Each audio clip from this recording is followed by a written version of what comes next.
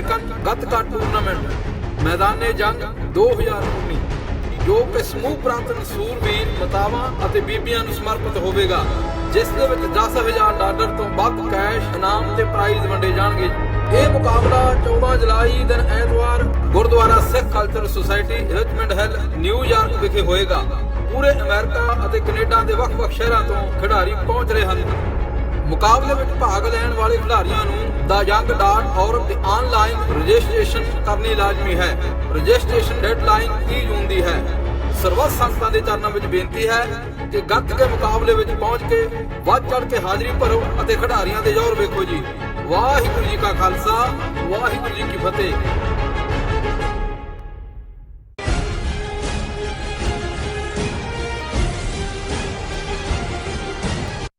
ਦਰਸ਼ਕੋ, break ਤੋਂ ਬਾਅਦ ਤੁਹਾਡਾ ਸਭ ਦਾ ਸਵਾਗਤ ਹੈ। ਹੁਣ ਆਪਾਂ ਜੋ ਅੱਜ ਦੇ ਅਹਿਮ ਇਸ਼ੂ ਜਿਹੜਾ ਥਰਡ ਵਾਲਾ ਹੈ ਉਸ ਉੱਪਰ ਆਪਾਂ ਡਾਕਟਰ ਸਾਹਿਬ ਕੋਲੋਂ ਉਹਨਾਂ ਦੇ ਵਿਚਾਰ ਸੁਣਦੇ ਹਾਂ। ਪਰ ਜਿੱਦਾਂ ਕਿ ਸਾਨੂੰ ਤੁਹਾਡੇ ਹਮੇਸ਼ਾ ਇਸ ਤਰ੍ਹਾਂ ਮੈਸੇਜ ਮਿਲ ਚੁੱਕੇ ਨੇ, ਅਸੀਂ ਥੋੜੇ ਹੀ ਪਲਾਂ ਵਿੱਚ ਉਹਨਾਂ ਨੂੰ ਤੁਹਾਡੇ ਨਾਲ ਸਾਂਝਾ ਕਰਨ ਜਾ ਰਹੇ ਹਾਂ। ਔਰ ਅਸੀਂ ਚਾਹਾਂਗੇ ਕਿ ਜੇ ਤੁਸੀਂ TV 84 ਨਾਲ ਜਾਂ ਪ੍ਰੋਗਰਾਮ ਸੱਚੋ ਸੱਚ ਨਾਲ ਫੇਸਬੁੱਕ ਰਾਹੀਂ ਜੁੜੇ ਹੋ ਤਾਂ ਇਸ ਨੂੰ ਵੱਧ ਤੋਂ ਵੱਧ ਲਾਈਕ ਕਰੋ ਤੇ ਸ਼ੇਅਰ ਕਰੋ ਅਤੇ ਨਾਲ ਹੀ YouTube ਤੇ ਸਬਸਕ੍ਰਾਈਬ ਕਰੋ। ਇਹ ਵੀ ਦੱਸ ਦਈਏ ਕਿ ਤੁਸੀਂ TV 84 ਦੀ ਐਪ ਨੂੰ ਐਂਡਰੋਇਡ ਐਂਡ ਐਪ ਸਟੋਰ ਤੇ ਡਾਊਨਲੋਡ ਕਰਕੇ ਤੁਸੀਂ ਜੋ TV 84 ਦੀ ਲਾਈਵ ਸਟ੍ਰੀਮ ਹੈ ਉਸ ਨੂੰ ਤੁਸੀਂ 24 ਆਵਰਸ ਦੇਖ ਸਕਦੇ ਹੋ।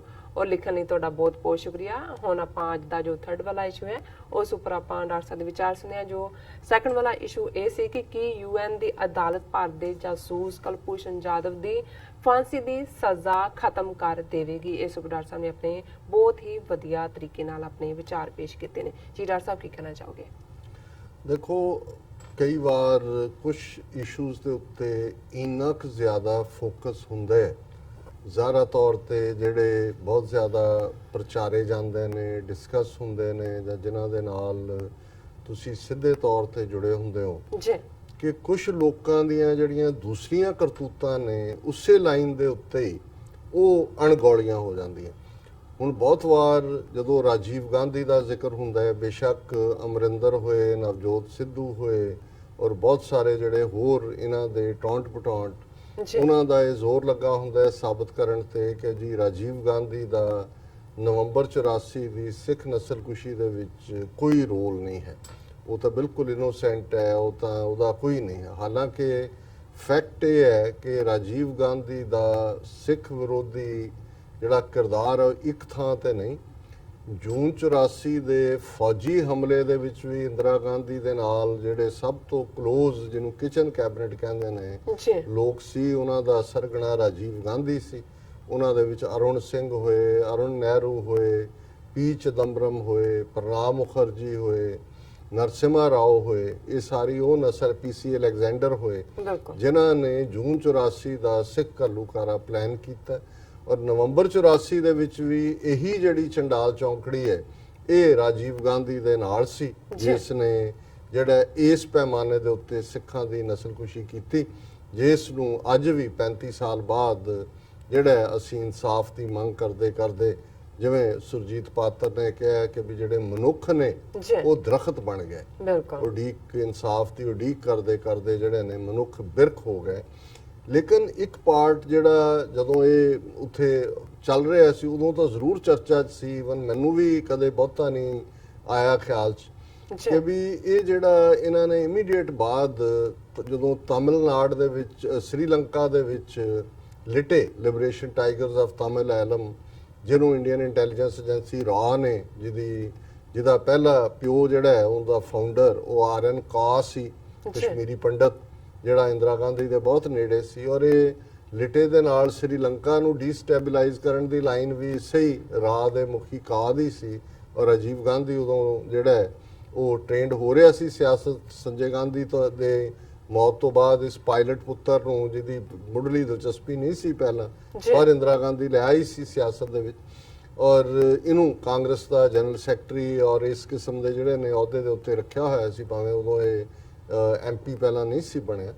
ਲੇਕਿਨ ਇਸ 'ਚ ਕੋਈ ਸ਼ੱਕ ਨਹੀਂ ਹੈ ਕਿ ਬਾਅਦ ਦੇ ਵਿੱਚ ਇੰਦਰਾ ਗਾਂਧੀ ਦੇ ਤੋਂ ਬਾਅਦ ਰਾਜੀਵ ਗਾਂਧੀ ਨਹੀਂ, ਜਦੋਂ ਕਿ ਸ੍ਰੀਲੰਕਾ ਦੇ ਨਾਲ ਕੰਪਰੋਮਾਈਜ਼ ਦੇ ਨਾਂ ਥੱਲੇ ਇੰਡੀਆ ਨੇ ਆਪਣਾ ਆਪਰੇਸ਼ਨ ਖਤਮ ਕਰਨ ਦੀ ਕੋਸ਼ਿਸ਼ ਕੀਤੀ, ਕਿਉਂਕਿ ਇਹਨਾਂ ਨੂੰ ਇਹ ਫਿਕਰ ਪੈ ਗਿਆ ਕਿ ਵੀ ਇਹ ਜਿਹੜੀ ਲਿਟੇ ਦੀ ਐਸਪੀਰੇਸ਼ਨ ਹੈ ਤਮਿਲ ਨੇਸ਼ਨ ਦੀ, ਜੀ ਇਸ ਦਾ ਪ੍ਰਭਾਵ ਤਮਿਲਨਾਡੂ 'ਚ ਵੀ ਪੈਣਾ ਸ਼ੁਰੂ ਹੋ ਗਿਆ ਸੀ। MG ਰਾਮਾਚੰਦਰਨ ਉਸ ਵੇਲੇ ਤਮਿਲਨਾਡੂ ਦਾ ਚੀਫ ਮਿਨਿਸਟਰ ਸੀ, ਜਿਹੜਾ ਉਹਨਾਂ ਦੀ ਵੀ ਹਮਾਇਤ ਕਰ ਰਿਹਾ ਸੀ। ਔਰ ਤਮਿਲਾਂ ਨੇ ਇਹ ਸੋਚਣਾ ਸ਼ੁਰੂ ਕਰ ਦਿੱਤਾ ਸੀ ਕਿ ਤਮਿਲ ਇਲਮ ਦਾ ਮਤਲਬ ਤਾਂ ਇਹ ਹੁੰਦਾ ਤਮਿਲਾਂ ਦਾ ਦੇਸ਼, ਜੀ ਤਮਿਲਨਾਡੂ ਦਾ ਵੀ ਮਤਲਬ ਇਹੀ ਹੈ ਤਮਿਲ ਜ਼ਬਾਨ 'ਚ। ਸੋ ਉਹ ਦੇਖਣ ਲੱਗ ਗਿਆ ਸੀ ਕਿ ਕੱਲ ਨੂੰ ਜਿਹੜਾ ਸ੍ਰੀਲੰਕਾ ਜਿਹੜਾ ਕਿ ਨਾਲ ਲੱਗਦਾ ਸਮੁੰਦਰ ਚਾਹੇ ਟਾਪੂ ਹੈ ਤਮਿਲਨਾਡੂ ਦੇ ਸਮੁੰਦਰਾਂ ਦੇ ਨਾਲ ਹੀ, ਤੇ ਉਹਨਾਂ ਨੂੰ ਲੱਗਣ ਲੱਗ ਗਿਆ ਸੀ ਕਿ ਵੀ ਇਹ ਅਸੀਂ ਹੁਣ ਜੇ ਇੱਕ ਵਾਰੀ ਪਹਿਲਾਂ ਇਹ ਦੇਸ਼ ਇਹਨਾਂ ਤੋਂ ਅੱਡ ਹੋ ਕੇ ਬਣ ਜਾਏ ਫਿਰ ਅਸੀਂ ਜਿਹੜਾ ਇਹਨੂੰ ਬਿਗਰ ਤਮਿਲ ਇਲਮ ਬਣਾਵਾਂਗੇ ਇਧਰਲੇ ਤਮਿਲਨਾਡੂ ਵਿੱਚ। ਔਰ ਏਜੰਸੀਆਂ ਨੇ ਦੇਖਿਆ ਵੀ ਇਹ ਜਿਹੜਾ ਉਹਨਾਂ ਨੇ ਇਨੀਸ਼ੀਅਲੀ ਕੰਮ ਸ੍ਰੀਲੰਕਾ ਨੂੰ ਡੀਸਟੈਬਲਾਈਜ਼ ਕਰਨ ਲਈ ਕੀਤਾ ਸੀ ਇਹ ਪੁੱਠਾ ਪੈ ਰਿਹਾ। ਜੀ ਔਰ ਨਾਲ ਦੀ ਨਾਲ ਉਹਨਾਂ ਨੇ ਫਿਰ ਇਸ ਆਪਰੇਸ਼ਨ ਨੂੰ ਬੰਦ ਕਰਨ ਦੀ ਕੋਸ਼ਿਸ਼ ਕੀਤੀ।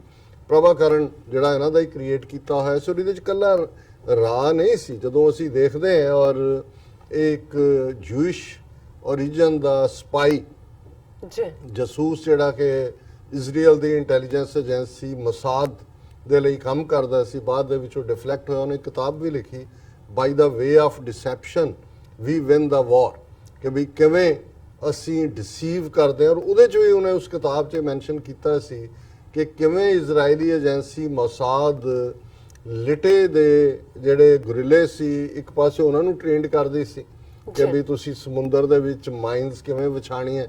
ਔਰ ਕੁਛ ਹੀ ਡਿਸਟੈਂਸ ਦੇ ਉੱਤੇ ਉਸ ਵੇਲੇ ਦੀ ਸ੍ਰੀਲੰਕਾ ਫੌਜ ਦੇ ਜਿਹੜੇ ਕਮਾਂਡੋ ਨੇ ਉਹਨਾਂ ਨੂੰ ਵੀ ਉਹ ਟ੍ਰੇਨਡ ਕਰ ਰਹੇ ਸੀ ਕਿ ਇਹ ਮਾਈਨਸ ਤੁਸੀਂ ਚੁੱਕਣੀਆਂ ਕਿਵੇਂ ਨੇ। ਸੋ ਜ਼ਾਹਰ ਹੈ ਪੈਸੇ ਉਹਨਾਂ ਤੋਂ ਵੀ ਬਣਾ ਰਹੇ ਸੀ, ਪੈਸੇ ਉਹਨਾਂ ਤੋਂ ਵੀ ਬਣਾ ਰਹੇ ਸੀ, ਪਰ ਇਹਦੇ 'ਚ ਕੋਈ ਸ਼ੱਕ ਨਹੀਂ ਹੈ ਕਿ ਮੋਸਾਦ ਦੀ ਉੱਥੇ ਇਨਵੋਲਵਮੈਂਟ ਜਿਹੜੀ ਲਿਟੇ ਦੇ ਲੈਵਲ ਤੇ ਆ ਉਹ ਇੰਡੀਅਨ ਏਜੰਸੀਆਂ ਦੀ ਵਜ੍ਹਾ ਕਰਕੇ ਹੀ ਸੀ। ਔਰ ਇਹ ਕੋਈ ਹੁਣ ਨਹੀਂ ਹੈ ਕਿ ਇਜ਼ਰਾਈਲ ਦੇ ਨਾਲ ਇਹ ਲਵੀ ਡਵੀ ਹੋ ਗਏ ਨੇ। 1991 ਦੇ ਵਿੱਚ ਤਾਂ ਫਾਰਮਲ ਨਰਸਿਮਹਾ ਰਾਓ ਨੇ ਇਹਨਾਂ ਦਾ ਦਫ਼ਤਰ ਚਾਰਜ ਦੀ ਅਫੇਅਰਸ ਦੇ ਥੱਲੇ ਖੁਲਾਇਆ, ਪਰ ਜਿਹੜੀ ਇਹਨਾਂ ਦੀ ਕੋਲੈਬੋਰੇਸ਼ਨ ਅੰਡਰ ਹੈਂਡ ਰਹੀ ਹੈ ਉਹ 70s ਤੋਂ ਹੀ ਰਹੀ ਹੈ। ਔਰ ਜ਼ਾਹਰ ਹੈ ਕਿ ਇਹ ਜਦੋਂ ਪ੍ਰਭਾਕਰਨ ਨੇ ਨੂੰ ਇਹਨਾਂ ਨੇ ਕਿਹਾ ਜੀ ਬਸ ਹੁਣ ਖਤਮ ਹੋ ਗਿਆ ਖੇਲ, ਖਤਮ ਪੈਸਾ ਹਜਮ, ਉਹ ਕਹਿੰਦਾ ਜੀ ਕੋਈ ਨਹੀਂ ਮੈਂ ਜਾ ਕੇ ਆਪਣਿਆਂ ਨੂੰ ਦੱਸ ਦਿੰਦਾ ਵੀ ਖੇਲ ਖਤਮ ਪੈਸਾ ਹਜਮ। ਤੇ ਉੱਥੇ ਆ ਕੇ ਉਹਨੇ ਆਪਣਿਆਂ ਨੂੰ ਕਿਹਾ, ਉਹਨਾਂ ਨੇ ਕਿਹਾ ਜੀ ਅਸੀਂ ਤਾਂ ਹੁਣ ਮਰਾਂਗੇ ਆਪਣੇ ਦੇਸ਼ ਦੇ ਲਈ। ਹੁਣ ਜ਼ਾਹਰ ਹੈ ਕਿ ਇਹ ਉਹ ਸਿਚੁਏਸ਼ਨ ਆਈ ਕਿ ਇੰਡੀਅਨ ਪੀਸ ਕੀਪਿੰਗ ਫੋਰਸ ਦੇ ਨਾਂ ਥੱਲੇ ਸ੍ਰੀਲੰਕਾ ਗਵਰਨਮੈਂਟ ਨੇ ਵੀ ਕਿਹਾ ਜੀ ਹੁਣ ਇਹ ਸਮਝੌਤਾ ਤੁਹਾਡੇ ਹੀ ਖੜੇ ਕੀਤੇ ਹੋਏ ਨੇ, ਤੁਸੀਂ ਇਹਨਾਂ ਨੂੰ ਬਿਠਾਣਾ ਸੀ, ਉਹਨੇ ਨਹੀਂ ਬਹਿੰਦੇ ਤੇ ਹੁਣ ਤੁਸੀਂ ਕਰੋ ਕੁਝ। ਹੁਣ ਵੈਸੇ ਫੌਜ ਭੇਜ ਨਹੀਂ ਸੀ ਸਕਦੇ, ਉਹਨਾਂ ਨੇ ਕਿਹਾ ਜੀ ਅਸੀਂ ਪੀਸ ਲਈ ਜਾ ਰਹੇ ਹਾਂ, ਪੀਸ ਕੀਪਿੰਗ ਫੋਰਸ ਜਿਹੜੀ ਹੈ ਉਹ ਭੇਜ ਰਹੇ। ਪਰ ਹੁਣ ਜਿਹੜੀ ਗੱਲ ਮੈਂ ਡਬਲ ਜੈਪਰਡੀ ਦੀ ਗੱਲ ਕਰਨ ਲੱਗਾ ਕਿ ਕਿਵੇਂ ਇੱਕ ਪਾਸੇ ਉਹਨਾਂ ਦਾ ਮਕਸਦ ਉਹਨਾਂ ਤਮਿਲਾਂ ਨੂੰ ਹੀ ਮਾਰਨਾ ਸੀ ਜਿਨ੍ਹਾਂ ਨੂੰ ਇਹਨਾਂ ਨੇ ਕ੍ਰੀਏਟ ਕੀਤਾ ਸੀ। ਔਰ ਜੂਨ 84 ਦੇ ਘੱਲੂਘਾਰੇ ਤੋਂ ਬਾਅਦ ਇੱਕ ਗੱਲ ਜਿਹੜੀ ਏਜੰਸੀਆਂ ਨੇ ਦੇਖੀ, ਹੁਣ ਸਿੱਖ ਫੌਜ ਨੇ 8 ਤੋਂ 10 ਹਜ਼ਾਰ ਸਿੱਖ ਫੌਜੀਆਂ ਨੇ ਬਗਾਵਤ ਕੀਤੀ ਥਾਂ ਥਾਈ। ਰਾਮਗੜ੍ਹ ਦੇ ਵਿੱਚ 4-5 ਹਜ਼ਾਰ ਸਿੱਖ ਨਿਕਲਿਆ, ਪੂਨਾ, ਪੁੰਛ, ਗੰਗਾਨਗਰ, ਰਾਜਸਥਾਨ, ਅਸਾਮ, ਹਰ ਥਾਂ ਤੋਂ। ਔਰ ਹੁਣ ਸਾਰੀ ਸਿੱਖ ਫੌਜ ਤਾਂ ਉਹ ਡਿਸਬੈਂਡ ਨਹੀਂ ਸੀ ਕਰ ਸਕਦੇ, ਸਿੱਖ ਬਟਾਲੀਅਨ। ਔਰ ਉਹਨਾਂ ਨੇ ਜਿਹੜਾ ਢੰਗ ਲੱਭਿਆ, ਉਹਨਾਂ ਨੇ ਇਹ ਜਿਹੜਾ ਕਿਉਂਕਿ ਤਮਿਲ ਲੜਨ ਲੱਗ ਪਏ, ਉਹਨਾਂ ਨੇ ਨਹੀਂ ਮੰਨਿਆ ਸਮਝੌਤਾ। ਔਰ ਇਹਨਾਂ ਨੇ ਇੰਡੀਅਨ ਪੀਸ ਕੀਪਿੰਗ ਫੋਰਸ ਦੇ ਥੱਲੇ ਜਿਹੜੀਆਂ ਉੱਥੇ ਫੌਜ ਭੇਜੀ, ਉਹਦਾ ਚ ਮੈਕਸਿਮਮ ਜਿਹੜੀਆਂ ਬਟਾਲੀਅਨ ਸੀ ਉਹ ਸਿੱਖਾਂ ਦੀਆਂ ਸੀ। ਔਰ ਉਹਦੇ ਚ ਹੁਣ ਕੀ ਉਹਨਾਂ ਦੇ ਨਾਲ ਫਿਰ ਵਾਪਰ ਕੋਈ ਟ੍ਰੇਨਡ ਨਹੀਂ, ਉਹਨਾਂ ਦੇ ਕੋਲ ਕੋਈ ਇਕਵਿਪਮੈਂਟ ਨਹੀਂ, ਕੋਈ ਉਹਨਾਂ ਨੂੰ ਪਤਾ ਨਹੀਂ, ਡਾਇਰੈਕਸ਼ਨਲੈਸ ਕਰਕੇ। ਕਿਉਂਕਿ ਮਕਸਦ ਇਹਨਾਂ ਦਾ ਦੋਵੇਂ ਪਾਸੇ ਸੀ ਕਿ ਭਾਈ ਜੇ ਸਿੱਖ ਫੌਜ ਤਮਿਲਾਂ ਨੂੰ ਮਾਰਦੀ ਹੈ ਫਿਰ ਵੀ ਜਿਹੜੇ ਸਾਡੇ ਕ੍ਰੀਏਟ ਕੀਤੇ ਨੇ ਉਹ ਮਰਦੇ ਨੇ, ਔਰ ਜੇ ਤਮਿਲ ਮਾਰਦੇ ਨੇ ਜਿਹੜੇ ਤਮਿਲਾਂ ਨੇ ਵੱਡੀ ਗਿਣਤੀ, ਕਿਉਂਕਿ ਗੁਰਿਲੇ ਸੀ, ਉਹ ਵਾਰ ਹਾਰਡਨਡ ਸੀ ਕਈ ਸਾਲਾਂ ਦੇ। ਜਿਹੜੀ ਇਹਨਾਂ ਦੀ ਫੌਜ ਹੈ ਉਹ ਤਾਂ ਸੜਕਾਂ ਦੇ ਉੱਤੇ ਮਾਰਚ ਕਰਕੇ ਤੇ ਜੀਪਾਂ ਦੇ ਉੱਤੇ ਮਸ਼ੀਨ ਗਨਾਂ ਫਿੱਟ ਕਰਕੇ ਜਿਹੜੀ ਹੈ ਵਾਰ ਹਾਰਡਨਡ ਤਾਂ ਹੈ ਨਹੀਂ ਸੀ। ਸੋ ਬਹੁਤ ਵੱਡੀ ਗਿਣਤੀ 'ਚ ਫੌਜ ਮਾਰੀ ਗਈ। ਔਰ ਇਹ ਗੱਲ ਈਵਨ ਮੈਂ ਅੱਜ ਇਸ ਇਸ਼ੂ ਨੂੰ ਲਿਆ ਕਿਉਂਕਿ ਵਰਲਡ ਸਿੱਖ ਨਿਊਜ਼ ਦੇ ਕਾਲਮਨਿਸਟ ਨੇ ਪ੍ਰਭਦਿਆਲ ਸਿੰਘ ਸੈਣੀ, ਉਹਨਾਂ ਨੇ ਇੱਕ ਆਰਟੀਕਲ ਲਿਖਿਆ ਜਿਹਦੇ 'ਚ ਇਸ ਗੱਲ ਦੀ ਵੀ ਯਾਦ ਦਹਾਨੀ ਕਰਵਾਈ, ਜਿਹਦਾ ਆਰਟੀਕਲ ਦਾ ਉਹਨਾਂ ਦਾ ਉਨਮਾਨ ਹੈ skeletons in Rajiv Gandhi's cupboard, Sri Lanka, Indian peace keeping force and Sikhs.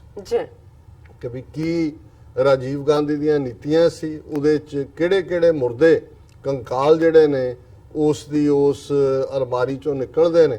ਤੇ ਉਹਨਾਂ ਦੇ ਵਿੱਚ ਜਿੱਥੇ ਸਿੱਖ ਫੈਕਟਰੀ ਹੈ ਨਵੰਬਰ 84 ਤਾਂ ਹੈ ਹੀ ਸੀ, ਈਵਨ IPKF ਦੇ ਥੱਲੇ ਇੰਡੀਅਨ ਪੀਸ ਕੀਪਿੰਗ ਫੋਰਸ ਦੇ ਥੱਲੇ ਜਿਹੜਾ ਉਹ 15,000 ਦੇ ਕਰੀਬ ਸੋਲਜਰ ਮਾਰੇ ਗਏ। ਔਰ ਇਹ ਨਟਵਰ ਸਿੰਘ ਜਿਹੜਾ ਇੰਦਰਾ ਗਾਂਧੀ ਦੇ ਬਹੁਤ ਨੇੜੇ ਸੀ।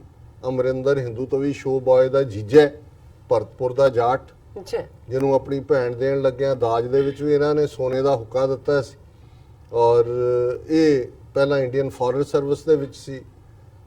ਅਫਗਾਨਿਸਤਾਨ ਦੇ ਵਿੱਚ ਵੀ ਜਿਹੜਾ ਉਹ ਇਹਨਾਂ ਦਾ ਜਿਹੜਾ ਉਹ ਰਿਹਾ ਐਜ਼ ਏ ਐਂਬੈਸਡਰ ਵੀ। ਜੀ ਔਰ ਬਾਅਦ ਚ ਰਿਟਾਇਰਮੈਂਟ ਉਹਨੂੰ ਇੰਦਰਾ ਗਾਂਧੀ ਨੇ ਵਿੱਚੇ ਛਡਾ ਕੇ ਉਹਨੂੰ ਪੋਲਿਟਿਕਸ ਜੁਆਇਨ ਕਰਵਾਈ, ਫੋਰਨ ਮਿਨਿਸਟਰ ਵੀ ਰਿਹਾ। ਬਾਅਦ ਚ ਜਦੋਂ ਇਰਾਕ ਵਾਰ ਚੱਲ ਰਹੀ ਸੀ, ਸਾਹਮਣੇ ਆਇਆ ਵੀ ਕਿਵੇਂ ਇਹਨੇ ਆਪਣੇ ਮੁੰਡੇ ਨੂੰ ਸਦਾਮ ਹੁਸੈਨ ਦੇ ਨਾਲ ਜਿਹੜਾ ਉਹ ਅੰਡਰਹੈਂਡ ਡੀਲ ਕਰਕੇ ਜਦੋਂ ਉੱਤੇ ਸੈਂਕਸ਼ਨਸ ਲੱਗੀਆਂ ਸੀ ਉਹ ਪੈਸਾ ਬਣਾਇਆ, ਰਿਜ਼ਾਈਨ ਕਰਨਾ ਪਿਆ। ਮੁੜ ਕੇ ਉਹਨੂੰ ਵੀ ਲੱਗਾ ਵੀ ਕਾਂਗਰਸ ਨੇ ਤਾਂ ਮੈਨੂੰ ਐ ਸੁੱਟਤਾ ਜਿਵੇਂ ਮੱਖਣ ਚੋਂ ਵਾਲ ਕੱਢ ਕੇ ਸੁੱਟਿਆ ਜਾਂਦਾ। ਔਰ ਹੁਣ ਤਾਂ ਉਹ ਵੱਡੀਆਂ ਵੱਡੀਆਂ ਮੁੱਛਾਂ ਮੁੰਡਾ ਉਹਨੇ ਆਪਣਾ ਬੀਜੇਪੀ 'ਚ ਭੇਜ ਦਿੱਤਾ ਹੈ। ਔਰ ਇਹ ਉਹਦਾ ਸਾਲਾ ਜਿਹੜਾ ਹੈ ਅਮਰਿੰਦਰ ਹਿੰਦੂਤਵੀ ਸ਼ੋ ਬॉय ਬਣਿਆ। ਔਰ ਉਹਨੇ ਜਿਹੜਾ ਉਹ ਪੜ੍ਹਿਆ ਲਿਖਿਆ, ਇਹਨੂੰ ਕੱਲਾ ਇੰਡੀਅਨ ਫੋਰਨ ਸਰਵਿਸ ਹੀ ਨਹੀਂ, ਉਹ ਵੀ ਐਜ਼ ਏ ਕਾਲਮਨਿਸਟ ਵੀ ਉਹਨੂੰ ਲਿਖਣ ਦੀ ਜਾਂਚ ਹੈ। ਉਹ ਕਈ ਫਿਰ ਭੇਦ ਦੀਆਂ ਗੱਲਾਂ ਕੱਢਦਾ। ਔਰ ਉਹਨੇ ਆਪਣੀ ਕਿਤਾਬ ਦੇ ਵਿੱਚ ਲਿਖਿਆ, ਆਪਣੀਆਂ ਕੇ Natwar Singh in his memoirs has said that India lost 15,000 soldiers for an unwanted and unnecessary intervention by Rajiv Gandhi. Sadly, most of them were Sikhs. ਇਹ ਹੁਣ ਨਟਵਰ ਸਿੰਘ ਕਹਿ ਰਿਹਾ ਹੈ ਕਿ unnecessary ਔਰ ਕੋਈ ਬਿਨਾਂ ਸਲਾਹ ਕੀਤੇ ਉੱਥੇ ਫੌਜ ਭੇਜਣਾ। 15,000 ਫੌਜੀ ਮਾਰੇ ਗਏ ਔਰ ਉਹਨਾਂ 'ਚ ਬਹੁਤੇ ਜਿਹੜੇ ਨੇ ਉਹ ਸਿੱਖ ਸਨ। It will not be wrong to say that Sikhs were used as cannon fodder by India, perhaps to pit one martial race against another and also to score his personal vendetta against the Sikhs, as most of the Indian peacekeeping force comprised Sikh battalions. So ਜ਼ਾਹਰ ਹੈ ਇਹਦੇ ਚ ਕਾਲਮਨਿਸਟ ਦੇ comment ਵੀ ਨੇ ਕਿ ਵੀ ਕਿਉਂਕਿ ਇਸ ਦੇ ਨਾਲ ਦੋ ਮਾਰਸ਼ਲ ਜਿਹੜੇ ਨੇ ਲੋਕ ਤਮਿਲ ਜਿਹੜੇ ਆਪਣੀ ਆਜ਼ਾਦੀ ਲਈ ਨਿਕਲੇ ਸੀ ਤੇ ਸਿੱਖ ਉਹਨਾਂ ਨੂੰ ਇੱਕ ਦੂਜੇ ਦੇ ਅਗੇਂਸਟ ਪਿਟ ਕੀਤਾ। ਸਿੱਖ ਬਟਾਲੀਅਨਸ ਉੱਥੇ ਭੇਜੀਆਂ। ਔਰ ਜਿਹੜਾ ਰਾਜੀਵ ਗਾਂਧੀ ਦੇ ਮਨ 'ਚ ਸਿੱਖਾਂ ਨੂੰ ਸਬਕ ਸਿਖਾਉਣ ਦੀ ਲਾਈਨ ਜਿਹੜੀ ਉਹਦੀ ਮਾਂ ਤੋਂ ਆਈ, ਉਹਦੇ ਨਾਨੇ ਤੋਂ ਆਈ, ਇਹਨਾਂ ਦੇ ਫਿਰ ਨਾਨੇ ਦਾ ਪਰਨਾਨਾ, ਪਰਨਾਨੇ ਦਾ ਦਾਦਾ, ਦਾਦੇ ਦਾ ਪਰਨਾਨਾ, ਉਹ ਜਿਹੜਾ ਗੰਗੂ ਬਾਹਮਣ ਜਿਹਨੇ ਛੋਟੇ ਸਾਹਿਬਜ਼ਾਦੇ ਔਰ ਮਾਤਾ ਗੁਜਰੀ ਜਿਹੜੇ ਨੇ ਉਹਨਾਂ ਦੀ ਗ੍ਰਿਫਤਾਰੀ ਕਰਵਾਈ ਸੀ, ਇਹਨਾਂ ਦਾ ਹੀ ਵਡੇਰਾ ਸੀ ਕੌਲ ਬ੍ਰਾਹਮਣ। ਔਰ ਇਹ ਸਾਰਾ ਜਿਹੜਾ ਉਹਨੇ ਜਿੱਥੇ ਜੂਨ 84 ਦੇ ਹਮਲੇ ਨਾਲ ਸਿੱਖਾਂ ਦੇ ਖਿਲਾਫ ਬਦਲਾ ਲਿਆ, ਨਵੰਬਰ 84 ਕੀਤਾ। ਔਰ ਸਿੱਖ ਫੌਜ ਟ੍ਰੇਨਡ ਇਨ ਯੂਨੀਫਾਰਮ ਜਿਹੜੀ ਹੈ ਉਹ ਅਲਟੀਮੇਟਲੀ ਸ੍ਰੀਲੰਕਾ ਦੇ ਵਿੱਚ ਵੀ ਮਰਵਾਈ। ਇਹ ਵੱਖਰੀ ਗੱਲ ਹੈ ਕਿ ਵੀ ਜਿਹੜਾ ਟੋਆ ਤੁਸੀਂ ਦੂਸਰੇ ਲਈ ਪੁੱਟਦੇ ਹੋ ਉਸ ਦੇ ਵਿੱਚ ਤੁਸੀਂ ਕਦੇ ਆਪ ਹੀ ਡਿੱਗਦੇ ਹੋ। ਔਰ ਇਹਨਾਂ ਜ਼ੁਲਮਾਂ ਦਾ ਸ਼ਿਕਾਰ ਇੱਕ ਬੱਚੀ ਜਿਹਦਾ ਟੱਬਰ ਔਰ ਜਿਸ ਦੇ ਪਰਿਵਾਰ ਦੇ ਨਾਲ ਜਿਹੜਾ ਬਹੁਤ ਧੱਕਾ ਹੋਇਆ ਸੀ, ਧੇਨੂ ਨੇ ਅਲਟੀਮੇਟਲੀ ਉਸੇ ਹੀ ਫਿਰ ਜਿਹੜਾ ਭਾਰਤੀ ਕਬਜ਼ੇ ਵਾਲਾ ਤਾਮਿਲਨਾਡੂ ਹੈ ਉਸ ਦੇ ਵਿੱਚ ਬੰਬ ਧਮਾਕਾ ਆਪਣੇ ਨਾਲ ਬੰਬ ਬਣ ਕੇ ਇਸ ਦੇ ਜਿਹੜੇ ਨੇ ਫੀਤੇ ਉਡਾਏ ਔਰ ਮੁੜ ਕੇ ਚਿੱਟੇ ਬੂਟਾਂ ਤੋਂ ਹੀ ਜਿਹੜਾ ਉਹ ਪਛਾਣਿਆ ਗਿਆ। ਬਾਕੀ ਤਾਂ ਝਾੜੂ ਦੇ ਨਾਲ ਹੀ ਇਕੱਠਾ ਕੀਤਾ। ਪਰ ਇਹ ਵੀ ਜਿਹੜਾ ਜਾਣਨਾ ਬੜਾ ਇੰਪੋਰਟੈਂਟ ਹੈ ਕਿ ਕਿਵੇਂ ਜਿਹੜੀ ਸਿੱਖ ਹੌਸਟੈਲਿਟੀ ਇਹਨੇ ਦਿਖਾਈ ਉਹ ਕੱਲੀ ਨਵੰਬਰ 84 ਜਾਂ ਜੂਨ 84 ਤੱਕ ਮਹਦੂਦ ਨਹੀਂ। ਸ੍ਰੀਲੰਕਾ ਦੀ ਇਹ ਜਿਹੜੀ ਪਾਲਿਸੀ ਹੈ ਇਹਦੇ 'ਚ ਤਮਿਲਾਂ ਦੇ ਖਿਲਾਫ ਤਾਂ ਜੋ ਕਾਰਵਾਈ ਕੀਤੀ ਔਰ ਉਹਦੀ ਤਮਿਲਾਂ ਨੇ ਸਜ਼ਾ ਵੀ ਦਿੱਤੀ, ਪਰ ਸਿੱਖਾਂ ਨੂੰ ਇਸ ਗੱਲ ਨੂੰ ਵੀ ਆਪਣੀ ਰਡਾਰ ਸਕਰੀਨ ਤੇ ਰੱਖਣਾ ਚਾਹੀਦਾ। ਬਿਲਕੁਲ ਡਾਕਟਰ ਸਾਹਿਬ, ਤੁਹਾਡਾ ਬਹੁਤ ਬਹੁਤ ਸ਼ੁਕਰੀਆ। ਹੁਣ ਆਪਾਂ ਆਪਣੇ ਦਰਸ਼ਕਾਂ ਦੇ ਜੋ ਮੈਸੇਜ ਨੇ ਉਹ ਸ਼ੇਅਰ ਕਰਨ ਜਾ ਰਹੇ ਹਾਂ। ਸਾਡੇ ਕੋਲ ਪਹਿਲੇ ਸੈਗਮੈਂਟ ਤੇ ਮੇਘਰਾਜ ਸਿੰਘ ਜੀ ਦਾ ਮੈਸੇਜ ਆਇਆ। ਉਹ ਲਿਖਦੇ ਨੇ, ਮਨੂਵਾਦੀਆਂ ਦੀ ਮਾਨਸਿਕ ਦਸ਼ਾ। ਮਨੂਵਾਦੀ ਜਿਸ ਨੂੰ ਆਪਣਾ ਦੁਸ਼ਮਣ ਸਮਝਦੇ ਉਸ ਦੇ ਫਾਇਦੇ ਦੇ ਲਈ 1 ਰੁਪਿਆ ਵੀ ਨਹੀਂ ਦੇਣਗੇ। ਆਪਣੇ ਦੁਸ਼ਮਣ ਨੂੰ ਬਰਬਾਦ ਕਰਨ ਲਈ ਮਨੂਵਾਦੀ ਅਰਬਾਂ ਖਰਬਾਂ ਰੁਪਏ ਖਰਚ ਦੇਣਗੇ। ਸੋ ਬਿੱਲਾ ਨੀਲਾ ਜੀ ਸਾਨੂੰ ਲਿਖਦੇ ਨੇ, ਬਹੁਤ ਸ਼ੁਕਰੀਆ ਮੇਘਰਾਜ ਸਿੰਘ ਜੀ। ਬਿੱਲਾ ਨੀਲਾ ਜੀ ਸਾਨੂੰ ਲਿਖਦੇ ਨੇ, ਜੇ ਅੱਜ ਪੰਜਾਬ ਆਜ਼ਾਦ ਹੁੰਦਾ ਤਾਂ ਫਿਰ ਕਰਤਾਰਪੁਰ ਸਾਹਿਬ ਅਸੀਂ ਵੈਸੇ ਹੀ ਲੈ ਲੈਣਾ ਸੀ, ਭਾਵੇਂ ਸਾਨੂੰ 10 ਮਾਈਲ ਜ਼ਮੀਨ ਪਾਕਿਸਤਾਨ ਨੂੰ ਦੇਣੀ ਕਿਉਂ ਨਾ ਪੈਂਦੀ। ਸੋ ਬਾਦ ਸਿੰਘ ਜੀ ਸਾਨੂੰ ਲਿਖਦੇ ਨੇ, ਭਾਰਤ ਦਾ ਰੋਣਾ ਤਾਂ ਨਿਕਲ ਰਿਹਾ ਹੈ ਕਿ ਸਿੱਖ ਕੌਮ ਨੇ 500 ਮਿਲੀਅਨ ਪਾਉਂਡ ਪਾਕਿਸਤਾਨ ਨੂੰ ਦਿੱਤਾ ਹੈ। ਇਹ ਦੇਣਾ ਵੀ ਬੰਦਾ ਸੀ ਕਿ ਪਾਕਿਸਤਾਨ ਨੇ ਭਾਰਤ ਵਾਂਗ ਗੁਰੂ ਘਰਾਂ ਤੇ ਹਮਲਾ ਨਹੀਂ ਕੀਤਾ। ਇਰਫਾਨ ਸ਼ਾਹਜਾਦ ਜੀ ਸਾਨੂੰ ਹਮੇਸ਼ਾ ਤਰ੍ਹਾਂ ਜੀਆਂ ਨੂੰ ਲਿਖਦੇ ਨੇ। ਦਰਸ਼ਨ ਸਿੰਘ ਜੀ ਸਾਨੂੰ ਫਤਿਹ ਬੁਲਾਉਂਦੇ ਨੇ। ਜੋਰਾਵਰ ਸਿੰਘ ਜੀ ਵੀ ਸਾਨੂੰ ਲਿਖਦੇ ਨੇ, ਫਤਿਹ ਬੁਲਾ ਕੇ ਕਹਿੰਦੇ ਨੇ ਅਸੀਂ ਹਮੇਸ਼ਾ ਤੁਹਾਨੂੰ ਸੁਣਦੇ ਹਾਂ, ਬਹੁਤ ਵਧੀਆ ਵਿਚਾਰ ਹੁੰਦੇ ਨੇ ਤੁਹਾਡੇ, ਵਾਹਿਗੁਰੂ ਮਿਹਰ ਕਰਨ ਸਿੱਖਾਂ ਤੇ। ਗੁਰਬਾਜ ਸਿੰਘ ਜੀ ਸਾਨੂੰ ਫਤਿਹ ਬੁਲਾਉਂਦੇ ਨੇ। ਰੋਮੀ ਰੋਏ ਸਾਨੂੰ ਲਿਖਦੇ ਨੇ my favourite talk show Khalistan ਜ਼ਿੰਦਾਬਾਦ, ਬਹੁਤ ਕਸ਼ਮੀਰ ਸ਼ੁਕਰੀਆ ਬਣੇਗਾ ਪਾਕਿਸਤਾਨ ਜੀ। ਮੈਂ ਹੁਣ ਕਿਉਂਕਿ ਅੱਜ ਸ਼ੁੱਕਰਵਾਰ ਦਾ ਦਿਨ ਹੈ ਔਰ ਦੂਸਰੇ ਸੈਗਮੈਂਟ ਤੇ ਵੀ ਮੈਂ ਪੜਦਾ ਨਹੀਂ, ਮੈਂ ਸਿਰਫ ਪਾਸਿੰਗ ਸਾਲ ਲਿਖਦੇ ਨੇ। ਤੁਸੀਂ ਵਾਈ ਪੜ੍ਹ ਲਓ ਪਾਕਿਸਤਾਨ ਕਿਉਂਕਿ ਇਜ਼ ਮੈਂ ਵੈਰੀ ਕੁਛ- relaxed on Indian terrorism and Singh Harminder ji ਲਿਖਦੇ ਨੇ ਡਾਕਟਰ ਸਾਹਿਬ ਵਾਹਿਗੁਰੂ ਜੀ ਕਾ ਖਾਲਸਾ ਵਾਹਿਗੁਰੂ ਜੀ ਕੀ ਫਤਿਹ ਐਂਡ ਦਰਸ਼ਨ ਸਿੰਘ ਜੀ ਸਾਨੂੰ ਫਤਿਹ ਬੁਲਾਉਂਦੇ ਨੇ। ਡੈਨੀ ਆਰਟਸ ਸਾਨੂੰ ਲਿਖਦੇ ਨੇ ਵੰਡਰਫੁਲ ਡਾਕਟਰ ਸਾਹਿਬ ਐਂਡ ਸਾਲੀਮ ਜੀ ਸਾਨੂੰ ਲਿਖਦੇ ਨੇ ਲੌਂਗ ਲਿਵ ਖਾਲਿਸਤਾਨ। ਦੈਟਸ ਆਲ ਕਿਉਂਕਿ ਸ਼ੁੱਕਰਵਾਰ ਅਸੀਂ ਕੋਈ ਨਾ ਕੋਈ ਈਮੇਲ ਵੀ ਪਿਕ ਕਰਦੇ ਹਾਂ। ਜੀ ਇਹ ਕਲੀਮ ਜੀ ਦੀ ਲਿਖਤ ਹੈ ਜਿਹਦੇ ਚ ਉਹਨਾਂ ਨੇ ਸਤਿ ਸ੍ਰੀ ਅਕਾਲ ਐਂਡ ਸਲਾਮ ਇਸ ਜੀ। ਨਾਲ ਸ਼ੁਰੂ ਕੀਤਾ ਹੈ। ਸਤਿ ਸ਼੍ਰੀ ਅਕਾਲ। Doctor sahib and sister Neelam Kaur ਸਤਿ ਸ੍ਰੀ ਅਕਾਲ ਐਂਡ ਸਲਾਮ। ਸਤਿ ਸ਼੍ਰੀ ਅਕਾਲ। I started watching Sacho Sach and instantly became fan of TV84. Not only I subscribed it on YouTube, I have downloaded the app on my phone too. बहुत शुक्रिया। शुक्रिया कलीम जी। फिर लिखते हैं for only one reason analysis of Dr. Saab are so accurate. He has so much knowledge about subcontinent, about Islam and Sikhism, and made it so easy for people to understand the situation, etc. I usually don't leave comments on channels, but TV84 is an exception because news and analysis here on this channel are discussed with so much details and information. Kaleem ਜੀ ਬਹੁਤ ਬਹੁਤ ਸ਼ੁਕਰੀਆ। ਜੀ ਸਾਡੀ ਵੀ ਇਹ ਕੋਸ਼ਿਸ਼ ਹੁੰਦੀ ਹੈ ਕਿ ਸੱਚ ਦੀ ਹਕੀਕਤ, ਸੱਚ ਦੀ ਜ਼ਮੀਨ ਤੇ ਖਲੋ ਕੇ ਜਿਹੜੀ ਉੱਥੋਂ ਦੀਆਂ ਘਟਨਾਵਾਂ ਨੇ ਔਰ ਜ਼ਾਹਰ ਹੈ ਕਿ ਦੋ ਵੱਡੀਆਂ ਕੌਮਾਂ ਸਿੱਖ ਕੌਮ ਔਰ ਮੁਸਲਮਾਨ ਜਿਹੜੀਆਂ ਨੇ ਉਹ ਕਿਵੇਂ ਪਿਛਲੇ ਸਮੇਂ ਤੋਂ ਖਾਸ ਤੌਰ ਤੇ ਜਦੋਂ ਹਿੰਦੂਤਵਾ ਵਾਲਿਆਂ ਦੀ ਆਈਡੀਓਲੋਜੀ ਦਾ ਜ਼ੋਰ ਪਿਆ, ਵੈਸੇ ਤਾਂ 72 ਸਾਲ ਤੋਂ ਹੀ ਇਹਨਾਂ ਦੀ ਨੀਤੀ ਜੀ ਸਫਰ ਕਰ ਰਹੀਆਂ ਨੇ। ਸੋ ਇਸ ਲਈ ਜਦੋਂ ਤੁਸੀਂ ਸਫਰਰ ਹੁੰਦੇ ਹੋ ਫਿਰ ਤੁਸੀਂ ਹਰ ਸਿਚੁਏਸ਼ਨ ਦਾ ਇਨ ਐਂਡ ਆਊਟ ਕੀ ਲਿਖਿਆ ਹੈ, ਕੀ ਨਹੀਂ ਲਿਖਿਆ ਹੈ, ਬਿਟਵੀਨ ਦਾ ਲਾਈਨਸ ਕੀ ਹੈ, ਬਿਹਾਈਂਡ ਦਾ ਲਾਈਨਸ ਕੀ ਹੈ। ਸੋ ਮੈਂ ਸਮਝਦਾ ਹਾਂ ਵੀ ਇਹ ਤੁਹਾਡੀ ਨਵਾਜ਼ਿਸ਼ ਹੈ, ਤੁਸੀਂ ਸਾਨੂੰ ਇਸ ਯੋਗ ਸਮਝਦੇ ਹੋ ਔਰ ਸਮਝਿਆ ਕਿ ਤੁਸੀਂ ਤਾਰੀਫ ਦੇ ਲਫ਼ਜ਼ ਕਹੇ ਨੇ। ਫਿਰ ਉਹਨਾਂ ਨੇ ਕਿਹਾ thanks a lot to doctor sahib and miss Neelam. Please keep on doing the good work of spreading good and true knowledge. This is what we call a true media.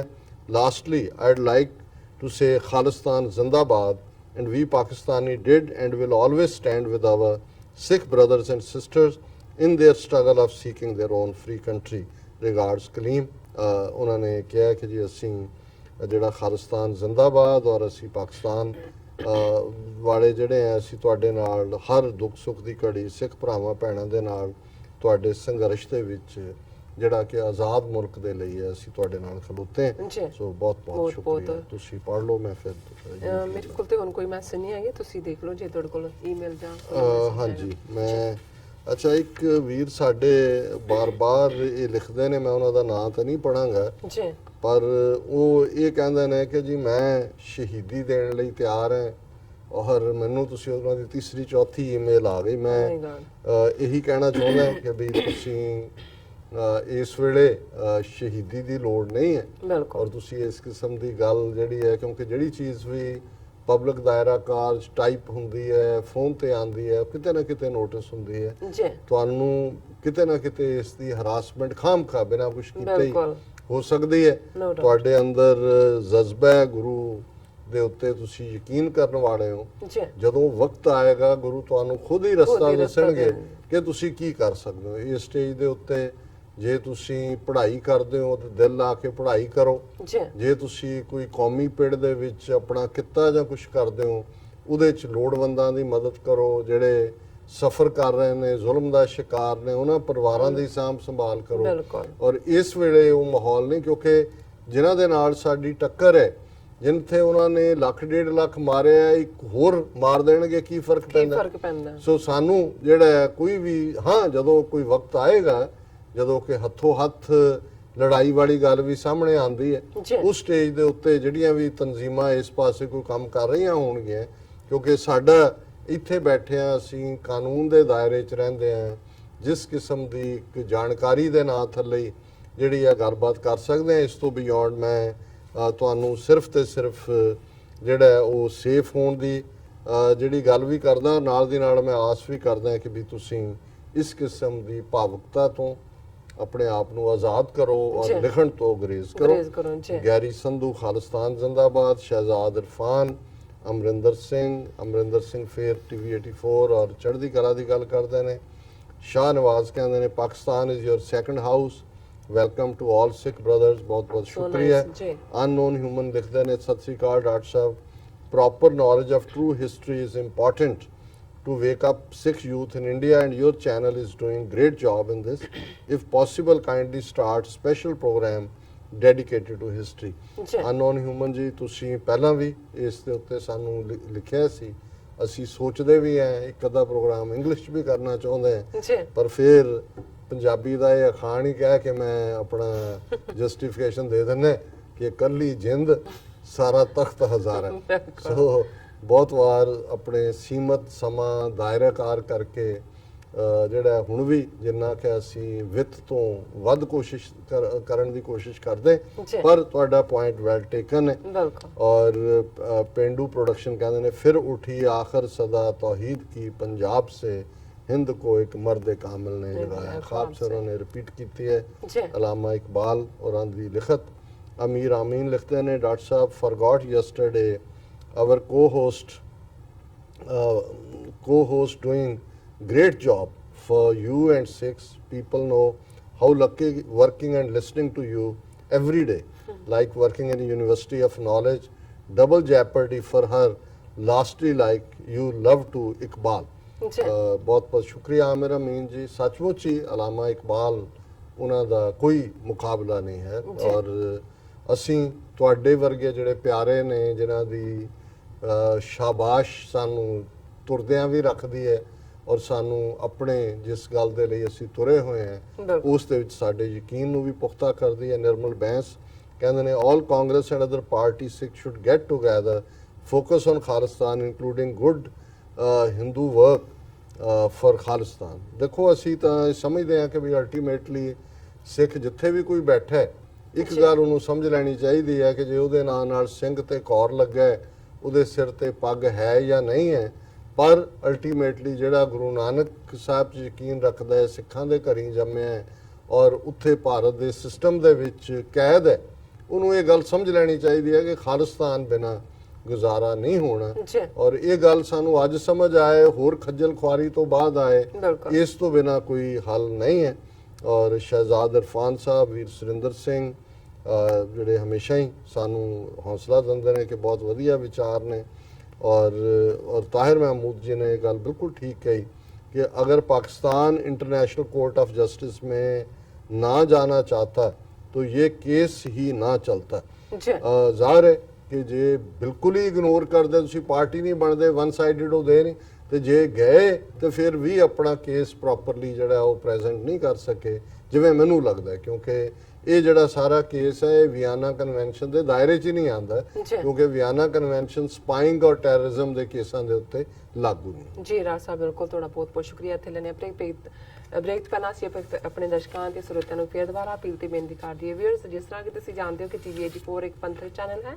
TV 84 ਸਿੱਖਾਂ, ਕਸ਼ਮੀਰੀਆਂ ਅਤੇ ਭਾਰਤ ਦੀਆਂ ਨੌਰਥ ਈਸਟ ਸਟੇਟਾਂ ਦੇ ਲੋਕਾਂ ਦੇ ਸਵੈ ਨਿਰਣੇ ਦੇ ਹੱਕਾਂ ਦਾ ਹਾਮੀ ਹੈ। ਅਸੀਂ ਚਾਹਾਂਗੇ ਕਿ ਤੁਸੀਂ TV 84 ਦੀ ਚੜ੍ਹਦੀ ਕਲਾ ਲਈ ਵੱਧ ਤੋਂ ਵੱਧ ਡੋਨੇਟ ਕਰੋ। ਡੋਨੇਟ ਕਰਨ ਲਈ ਸਾਡੀ ਵੈਬਸਾਈਟ tv84.tv ਤੇ ਜਾ ਕੇ ਪੇਪਲ ਦੀ ਵਰਤੋਂ ਕਰਕੇ ਵਨ ਟਾਈਮ ਡੋਨੇਟ ਕਰ ਸਕਦੇ ਹੋ, ਮੰਥਲੀ ਡੋਨੇਟ ਵੀ ਕਰ ਸਕਦੇ ਹੋ। ਤੁਸੀਂ TV 84 ਦੇ ਨਾਮ ਤੇ ਚੈੱਕ ਬਣਾ ਕੇ ਸਾਨੂੰ ਮੇਲ ਵੀ ਕਰ ਸਕਦੇ ਹੋ। ਸਾਡੇ ਇਸ ਪਤੇ ਤੇ 36-01 37th ਐਵਨਿਊ, ਲੌਂਗ ਆਈਲੈਂਡ ਸਿਟੀ, ਨਿਊਯਾਰਕ 11101 USA, ਜਾਂ ਫਿਰ ਤੁਸੀਂ ਸਾਨੂੰ ਫੋਨ ਰਾਹੀਂ ਵੀ ਸੰਪਰਕ ਕਰ ਸਕਦੇ ਹੋ ਸਾਡੇ ਫੋਨ ਨੰਬਰ ਤੇ 5164060694। Thank you so much viewers, ਤੁਸੀਂ ਕਿਤੇ ਨਹੀਂ ਜਾਣਾ, ਮਿਲਦੇ ਹਾਂ ਆਫਟਰ ਦਿਸ ਸ਼ਾਰਟ ਬ੍ਰੇਕ।